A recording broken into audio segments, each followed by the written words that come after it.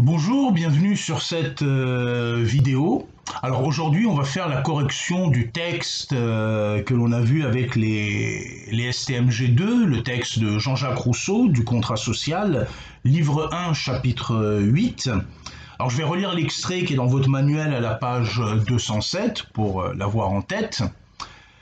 Ce que l'homme perd par le contrat social, c'est sa liberté naturelle et un droit illimité à tout ce qui le tente et qu'il peut atteindre. Ce qu'il gagne, c'est la liberté civile et la propriété de tout ce qu'il possède. Pour ne pas se tromper dans ces compensations, il faut bien distinguer la liberté naturelle, qui n'a pour borne que les forces de l'individu, de la liberté civile, qui est limitée par la volonté générale, et la possession, qui n'est que l'effet de la force ou le droit du premier occupant, de la propriété qui ne peut être fondée que sur un titre positif, c'est-à-dire sur une loi établie par l'autorité politique. Alors je ne reviens pas sur tout ce que nous avons dit en cours sur la polysémie du terme liberté chez Rousseau, pas confondre liberté naturelle et liberté civile. Je passe sur les explications que nous avons données au sujet de la volonté générale, qui n'est pas du tout la somme des volontés particulières. La volonté générale a en vue l'intérêt général, le bien commun, et non pas l'intérêt personnel de chacun. Je passe sur tout ça, on n'a pas le temps de voir ça. Là, ce que j'aimerais corriger avec vous, c'était la phrase dans ce passage que je vous avais demandé de commenter. Commenter, c'est-à-dire, enfin, que je vous avais demandé d'expliquer, pardon, c'est-à-dire de nous donner des explications en reformulant avec vos propres mots et en nous disant qu'est-ce que ça veut dire, qu'est-ce qui est sous-entendu dans cette citation. Alors je vais citer le passage qu'il fallait expliquer. On pourrait, sur ce qui précède, ajouter à l'acquis de l'état civil la liberté morale qui seule rend l'homme vraiment maître de lui. Car l'impulsion du seul appétit est esclavage, et l'obéissance à la loi qu'on s'est prescrite est liberté. C'était sur ce passage-là que je vous avais demandé de un petit peu nous dire ce que ça sous-entend. Voilà, c'était ce passage-là qu'il fallait expliquer. Alors pour corriger, comme j'ai fait avec les terminales S7, S8, S9, TES2, je voulais reprendre aussi des extraits de copies des STMG2 et par un exercice de lecture, comme Lucchini qui par exemple lit les grands écrivains français, moi je voulais lire les brillants élèves de la STMG2 avec qui j'ai passé une année super et je voulais du coup vous souhaiter de très bonnes vacances et vous dire voilà que... Parce que là je fais cette vidéo une petite demi-heure avant notre dernier cours. Vous souhaitez aussi de bonnes vacances et vous dire tout le plaisir que j'ai eu à travailler avec vous. Alors, je vais commencer, voilà, comment est-ce que Mamoun a expliqué cette... cette citation? On pourrait, sur ce qui précède, ajouter à l'acquis de l'état civil la liberté morale qui seule rend l'homme vraiment maître de lui, car l'impulsion du seul appétit est esclavage et l'obéissance à la loi qu'on s'est prescrite est liberté. Alors voyons voir ce que Mamoun de la STMG2 nous dit à ce sujet. Ici, Rousseau nous démontre par cette phrase que la liberté morale est la seule qui rend l'homme vraiment libre. Imaginons que nous voulons faire par exemple une énorme fête dans notre appartement avec nos amis, mettre la musique à fond jusqu'à des heures tardives, on en a tous envie, mais on ne le fait pas, car la loi l'interdit. On peut nous accuser de faire du tapage nocturne. Et on en connaît les conséquences. Toutefois, est-ce seulement en raison des lois qu'on ne doit pas faire du tapage nocturne? On sait que si on fait cette fête, on devra assumer les conséquences, car on peut à un moment se dire qu'on a voulu être libre dans ce moment-là. Mais ensuite, la loi nous rattrape. Oui, on va être condamné à payer une amende élevée pour tapage nocturne. Alors qu'est-ce que nous dit Mamoun en conclusion? C'est très intéressant. En conclusion, nous sommes libres de faire du bruit et payer l'amende, car la loi réprimande ce type d'acte, mais nous sommes arrêtés par notre liberté morale, par la loi morale à laquelle nous obéissons librement, et qui nous dit que l'on ne doit pas faire de bruit pour ne pas déranger autrui, et notamment ceux qui veulent dormir. C'est pas mal, Mamoun, comme raisonnement. Ceux qui veulent dormir et se lever tôt pour lire de la philosophie à 6-7 heures du matin avec l'esprit frais et reposé. Alors qu'est-ce que nous dit Mouna au sujet de cette citation? J'ai trouvé pas mal du tout ce que nous a dit Mouna de la STMG2. D'après moi, je trouve qu'il vaut mieux se prescrire des lois dans sa vie tout en profitant de la vie et faire ce que l'on veut, mais tout en ayant des limites, puisque nous vivons pas seuls et que nous avons quelques désirs qui peuvent impacter négativement sur la vie des autres et que ça ne sera pas forcément bien pour leur vie. Bon, ben, c'est une belle pensée. Et vous voyez, Rousseau, à un moment, l'importance des sentiments chez Rousseau est très très forte et on peut relier ce que vous dites avec ce que dit Rousseau sur les sentiments qu'on peut avoir à l'égard d'autrui.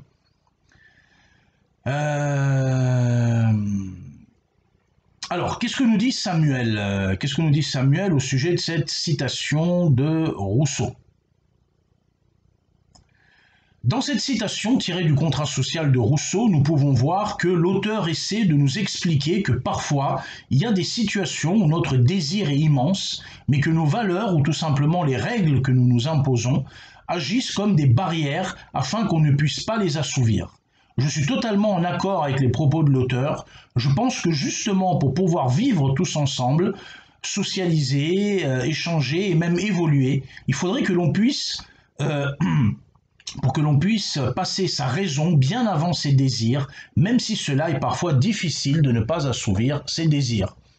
Très intéressant Samuel, bravo à l'image de l'apport intellectuel que vous avez fourni à ces cours. Alors Maria, qui a aussi fourni des apports intellectuels importants à ses cours et que je félicite, je vous souhaite bon succès pour vos brillantes études et bravo pour vos ambitions de classe préparatoire, j'espère que tout se passera bien. Alors Maria de la STMG2 nous dit, dans la partie de sa citation, je pense que les termes de Rousseau sont exagérés car le mot esclavage est peut-être un peu fort. Je trouve que subvenir à ses besoins est un acte certes égoïste, mais qui ne rend pas l'individu esclave de ses désirs. Selon moi, dans une société où nous vivons, nous ne pouvons jamais être à 100% libres puisqu'il y a toujours les lois et que vivre en communauté implique de respecter les lois. Si on a une certaine conscience morale et qu'on n'est pas égoïste, on va agir aussi en fonction de la liberté de l'autre pour que l'exercice de notre liberté ne lui pose pas problème. Bravo Maria, très, très intéressant.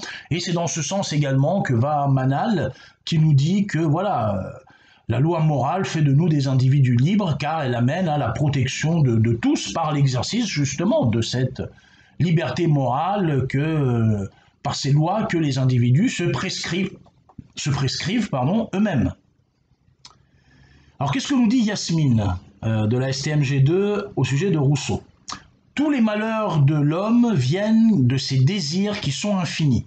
Chaque désir satisfait correspond à un nouveau désir à satisfaire, et ainsi l'homme n'est jamais heureux, comme par exemple lorsqu'on décide de jouer au jeu de hasard. Lorsqu'on gagne, on désire de jouer encore et de gagner encore, mais un jour, on perd tout et on n'est pas heureux. Logique, Bertrand Russell n'aurait pas contredit votre propos. Selon lui, alors là je vais citer Inès de la STMG2, que je félicite aussi pour ses apports intellectuels constants dans ce cours. Selon lui, alors si Inès cite Rousseau, donc selon lui, les désirs ne sont pas forcément bons car y céder, c'est être esclave de soi-même. On retient donc que pour lui, il n'est pas question de s'arrêter seulement aux désirs divers que l'on éprouve tout au long de notre vie. Pour Rousseau, c'est l'obéissance à la loi qu'on s'est prescrite qui est importante. Pour Rousseau, obéir à ses propres lois est synonyme de liberté et sans ça, notre vie aurait peu de sens. Il faudrait donc avoir et se fixer ses propres lois et puis bien entendu les respecter et les appliquer. On pourrait même parler de principe car avoir ses propres lois est un peu compliqué en société. Il existe déjà des lois communes que l'on se doit de respecter. Il serait plus alors question de principes qui s'appliquent à nous et qui seraient importants à nos yeux. J'ai mes propres lois qui s'appliquent qu'à moi et c'est grâce à ce genre de propres lois que je suis libre. Libre de prendre mes propres décisions, d'avoir libre d'avoir un autre point de vue et une autre manière de vivre, libre de faire les choses différemment, mais surtout libre de vivre ma vie comme je le souhaite. Eh bien, félicitations Inès, et j'espère qu'elle sera remplie, comme disait le poète grec Constantin Cavafi dans le poème Ithaque, j'espère qu'elle sera plein de bons voyages, votre vie. Alors, qu'est-ce que nous dit Heyman? Heyman nous dit, je cite, « Rousseau a rattaché la liberté à la justice, ce qui est le mieux pour une société. L'individu se retrouve avec une véritable liberté à mettre en œuvre.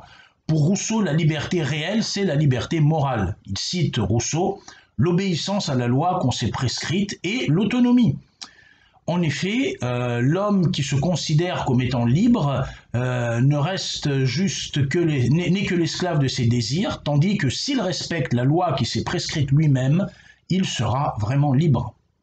Bravo, Heyman. Adam, qui s'est aussi beaucoup investi dans ses cours, qui a montré une véritable appétence pour la philosophie, et qui a fait un travail remarquable sur Sartre également, sur lequel je reviendrai en fin de séance. Je citerai d'autres élèves qui ont rendu sur Sartre et pas sur Rousseau. Donc Adam, sur Rousseau, Adam a quasiment rendu tous les travaux, félicitations. Donc Adam, je cite, « Pour Rousseau, l'entrée dans l'état civil n'est pas pour l'homme un simple changement de cadre de vie, mais il s'agit d'un changement radical d'état. L'homme passe du statut d'animal à celui d'homme. Il passe d'un état d'esclave de ses désirs à celui d'un homme libre et raisonnable, qui peut obéir aux lois qui s'est prescrites lui-même. » Félicitations, Adam. Alors, qu'est-ce que nous dit Abla? Abla, qui, bon, aussi, comme beaucoup d'élèves, ont été très impliqués. Ici, Rousseau dénonce le fait qu'en ne succombant pas à ses désirs, à son appétit, en suivant des règles, l'homme est vraiment maître de lui-même, comme s'il avait le contrôle de sa vie, et cela mène à la liberté. Bravo. Nala, dans le même sens, pour Rousseau, il n'y a pas de bonheur sans liberté en obéissant aux lois que l'on s'est prescrites soi-même. Par la raison, on est libre et cette liberté peut nous rendre heureux. Bravo Nala pour toute votre implication cette année. Alors Nour, qui dit aussi des choses très intéressantes dans ce cours, je cite Nour. Rousseau affirme dans cette phrase que la liberté morale est celle qui rend l'homme maître de lui-même. Il nous explique que lorsque nous succombons à nos passions et à nos désirs, nous sommes esclaves, nous ne sommes pas maîtres. En effet, succomber à ses désirs, c'est être faible. Or, la liberté, c'est repousser les forces qui nous contraignent. Ainsi, pour Rousseau, la liberté réelle n'est pas de faire ce que notre instinct nous dit de faire. Nous pouvons imaginer le cas d'une personne dépendante aux cigarettes. Nous pourrions penser que cette personne est libre de fumer et donc elle possède la liberté. Mais la personne, en réalité, souffre d'une addiction. C'est son instinct premier de vouloir fumer dans cette situation et arrêter de fumer et faire ce qui est bien pour sa santé. Voilà la véritable liberté. Bravo Nour, très bien dit. Lucas, dont je garderai un précieux souvenir du débat qu'il a animé à la fin du deuxième trimestre. Alors je cite Lucas. Pour Rousseau, dans l'extrait proposé, un homme qui suit les lois qui s'est établi est un homme libre et que s'il ne suit que ses impulsions, il n'est pas différent d'un esclave.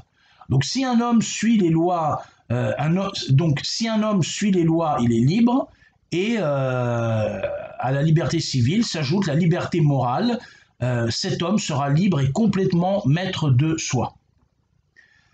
Meriem, qu'est-ce que nous dit Meriem? Pour Rousseau, l'esclavage est l'impulsion des êtres humains, le fait d'obéir à ses envies sans la moindre hésitation et retenue.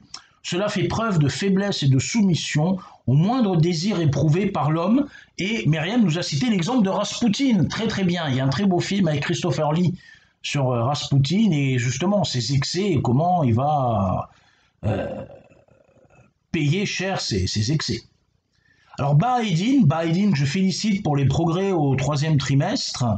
Alors Bahaeddin, selon moi, le besoin est quelque chose de nécessaire que l'on doit faire pour vivre, c'est-à-dire manger, boire, de l'eau, dormir. Mais on peut dire que le besoin est un manque et que le désir est là pour remplacer ce manque, le combler. Le désir est un manque, on va dire que le désir est dû à un manque de satisfaction, car l'humain est fait pour toujours vouloir et avoir ce qu'il n'a pas, ce qui le pousse à désirer. Ça me fait penser à ce que dit Judith Butler en relisant Michel Foucault. qu'à un moment, la loi qui interdit crée le désir de transgression, ce que dit Judith Butler dans Gender Trouble. Et là, j'ai mis comme commentaire à Bahreddin que ce qu'il dit ensuite est très très proche des propos de Platon dans le Gorgias quand il fait parler Calliclès. Je cite Bahreddin: « Le désir est un tonneau percé qui se vide aussi vite qu'il se remplit car il ne fait que renaître. Par exemple, boire de l'alcool est agréable, c'est cool, on se sent bien et tout, mais quand on commence à chercher beaucoup ce désir, entraînant le plaisir, il devient une addiction par la suite et peut m'amener à la déchéance. » Vous avez tout à fait raison, Bahreddin. Et on pourrait effectivement lire ce que dit Rousseau sur le désir et l'esclavage des désirs en le reliant avec l'extrait de Calliclès qu'on a vu en cours quand on a étudié le Gorgias de Platon. Alors, ce que je voulais dire, bravo aussi à d'autres élèves qui ont rendu d'autres travaux. Vous aviez le choix de rendre soit sur Rousseau, soit sur d'autres textes du manuel ou autres. Alors, bravo à Ryan qui s'est beaucoup impliqué cette année et qui a choisi de rendre le texte sur Sartre. Alors sur Sartre, je vous renvoie sur la vidéo sur Sartre et Beauvoir qui est sur cette chaîne. Qu'est-ce que nous dit Ryan au sujet de Sartre? Il fallait expliquer la phrase qu'on évoque dans la vidéo que vous pouvez revoir sur ma chaîne YouTube. Oui, je fais un peu de promo, il faut essayer de dépasser les 200 abonnés, ça serait pas mal. Alors, je cite Ryan: « Ce que j'exprimerai en disant que l'homme est condamné à être libre, condamné parce qu'il ne s'est pas créé lui-même et par ailleurs cependant libre parce qu'une fois jeté dans le monde, il est responsable de tout ce qu'il fait. En effet, nous pouvons dire que l'homme est condamné à être libre car sa pensée ne peut être contrôlée par qui que ce soit, sauf par lui-même. » Sartre aurait sans doute apprécié Ryan, bravo. Alors il y avait aussi un travail sur Hannah Arendt, je vous renvoie aussi à la vidéo sur Hannah Arendt sur cette chaîne, et je cite Souhil qui a fait preuve de pertinence et à qui je souhaite bon succès dans ses études, mais également dans ses courses de car, dont il est un fin praticien. Alors je cite Souhil: « Pour Hannah Arendt, en politique, le conservatisme mène à la destruction, c'est-à-dire à notre autodestruction. Hannah Arendt croit en des choses nouvelles produites par la nouvelle génération et se plaint du conservatisme en politique. Car si les États n'évoluent pas et acceptent le monde tel qu'il est, alors le monde s'effondrera. Nous verrons détruire notre propre civilisation. Hannah Arendt en croit en des générations actuelles, mais surtout aux générations nouvelles qui vont apporter de nouvelles manières de voir les choses. » Bravo Souhil, Hannah Arendt aurait apprécié. Alors je cite aussi Maxence, qui s'est aussi très bien investi cette année, Maxence sur Deleuze, la vidéo qu'on a vue sur Deleuze, la deuxième vidéo qui est sur ma chaîne YouTube.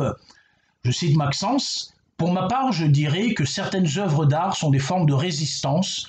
Je pense tout d'abord qu'une œuvre d'art sert de transmission à un message de contestation. En effet, l'auteur cherche à faire passer un message, une idée. Il va pouvoir s'exprimer sur ce qu'il pense à travers ce qu'il fait. Cela peut être considéré comme le reflet de son émotion. De plus, comme mentionné précédemment, il va essayer de nous marquer l'esprit pour qu'on se souvienne de lui. L'art comme antidestin, disait Malraux, repris par Deleuze. Daria aussi avait choisi de rendre sur Deleuze un travail, je cite Daria: « On peut dire que certaines œuvres d'art peuvent être des formes de résistance, comme par exemple Guernica de Picasso, qui a pour explication, je cite, « La peinture n'est pas faite pour décorer les appartements, c'est un instrument de guerre offensif et défensif contre l'ennemi. » L'art, effectivement, est une manière de résister à la violence. Et Guernica, le tableau, montre très très bien une belle manière de résister à l'inacceptable, à l'intolérable et à l'inhumanité qui malheureusement nous entoure. Donc voilà, je voulais vous remercier pour tous vos apports cette année, pour la belle année que nous avons passée. Vous souhaitez de bonnes études et bien rappeler qu'il ne faut jamais stigmatiser les STMG, les dissocier des terminales générales. Les terminales STMG, quand ils sont composés de gens qui travaillent, peuvent être tout aussi pertinents, efficaces et rigoureux que les terminales générales.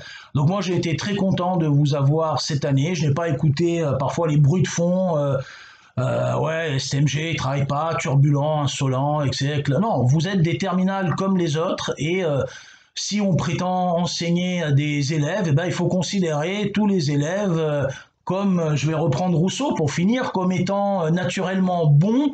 Et si à un moment on est exigeant auprès d'eux et on manie convivialité et rigueur dans le cours, ils peuvent donner le meilleur d'eux-mêmes. C'est ce qu'a été votre cas. Et je salue également tous les autres que je n'ai pas pu citer ici, Ali, Hassan, Omar et d'autres. Voilà. Très, très bonne continuation. Au revoir.